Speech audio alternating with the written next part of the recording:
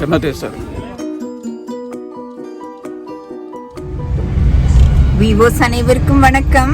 So friends, இன்னைக்கு ஜாலியாக ஃப்ரெண்ட்ஸோட ஒரு குட்டி பிக்னிக் ஒன்று வந்திருக்கோம். ஸோ வாங்க பட்டுன்னு வீடியோவுக்கு போகலாம். இன்னைக்கு மலைவாழ் மக்களின் பாரம்பரிய முறைப்படி நெருப்பே இல்லாம அடுப்பே இல்லாம சூடான கல்லு மட்டும் வச்சு நாட்டுக்கோழி இறைச்சியும் கிழங்கு சுட்டு சாப்பிட போறோம். ஸோ வீடியோ ரொம்ப இன்ட்ரெஸ்டிங்கா ரொம்ப இன்ஃபர்மேட்டிவா இருக்க போகுது. ஸ்கிப் பண்ணாம வீடியோவை பாருங்க. நாட்டுக்கோழியும் அடிச்சு போட்டு சமைக்கணும். கோழியும் சிறுவர்கள் கையில மாட்டிக்கிட்டு படாத பாடுபடுது பாருங்க. பெரியவங்க எல்லாம் சேர்ந்து பெரிய கட்டை விறகு நல்லாவே எரிய விடுறாங்க. குடும்ப பெண்கள் எல்லாம் உட்கார்ந்து கிழங்கு வெட்டி அப்படியே துண்டுகளா கட் பண்ணி வைக்கிறாங்க.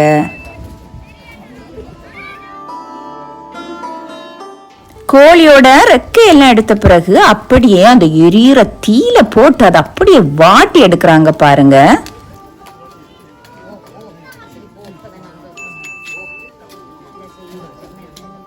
ஸோ விறகு கட்டைங்க மேல பெரிய பெரிய கல் எல்லாம் தூக்கி வைக்கிறாங்க. அதுவும் சேர்ந்து நல்லா எரியுறது. அதே மாதிரி நல்ல மூங்கில் கம்புகளை செதுக்கி அதை தான் இடிக்கு மாதிரி யூஸ் பண்றாங்க.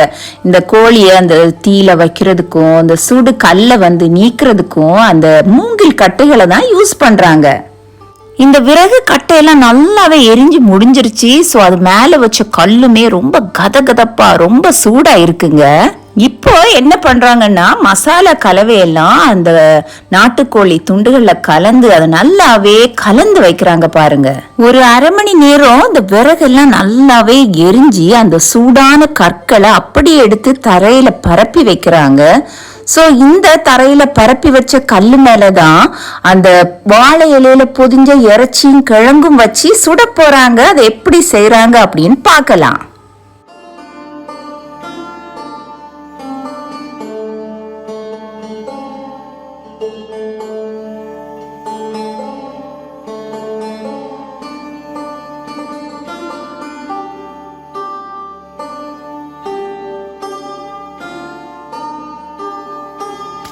இந்த கல்லு நீங்க நினைக்கிற மாதிரி இல்ல, தொட்டா அப்படியே கையெல்லாம் வெந்து போடும். அந்த அளவு ரொம்ப சூடா இருக்குங்க. ஸோ அந்த கல்லு மேல நல்ல வாழை இலைய அப்படியே அடுக்கி வச்சு அதுக்கு மேலதான் வாழை இலையில பொதிஞ்ச அந்த நாட்டுக்கோழி இறைச்சியும் கிழங்கையும் வச்சு சுட்டு எடுக்க போறாங்க பாருங்க.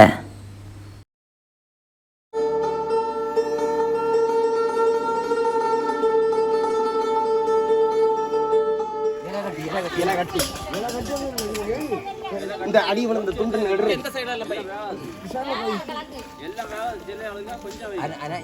இலை கட்டி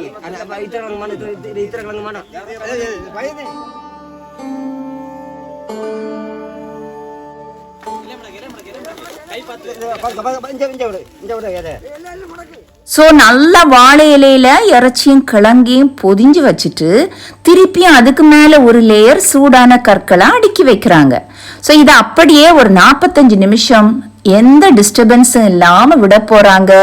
45 நிமிஷம் கழிச்சு நம்ம வந்து பார்க்கலாம் எப்படி இந்த இறைச்சியும் கிழங்கு வெந்திருக்கு அப்படின்னு.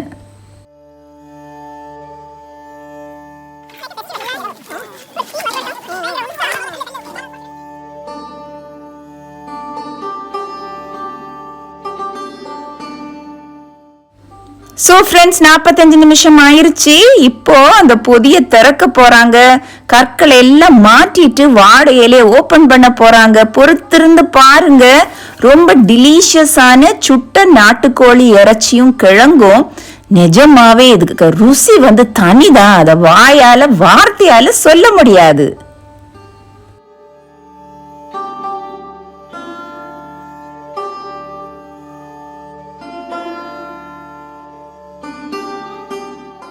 ஸோ வாழை இலையை திறந்த உடனே மேலாப்பில் பாருங்க கோல்டன் ப்ரௌன் லேயர் ஒரு கிரஸ்ட் மாதிரி. அதுபோல் அந்த சுட்டு இறைச்சியோட மனம்னா அப்படி ஒரு வாசம், அதோட ஃப்ளேவரும் அவ்வளோ ருசியான ஒரு டிஷ்ஷாக இது இருந்தது பாருங்க.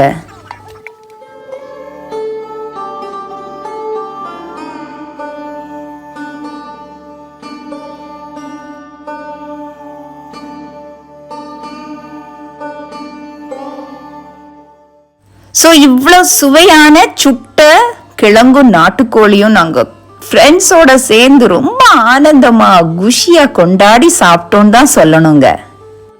சிக்கன் எப்படி இருக்கு? செம்ம டேஸ்டா இருக்கு. சுட்ட சிக்கன், ஸ்மோக்கி சிக்கன், ரொம்ப சூப்பரா டெலிஷியஸா நல்லா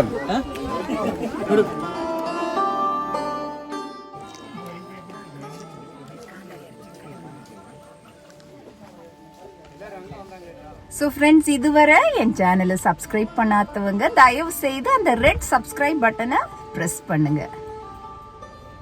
ஸோ ஃப்ரெண்ட்ஸ், இந்த வீடியோ நிச்சயமா உங்களுக்கு ரொம்ப பிடிச்சிருக்கும் அப்படின்னு நம்புறேன். இன்னும் மிக அழகான மற்றொரு வீடியோவுடன் உங்களை சந்திக்கிறேன். Until then, it's bye from Dr. Sharon Leon. நன்றி, மீண்டும் சந்திப்போம்.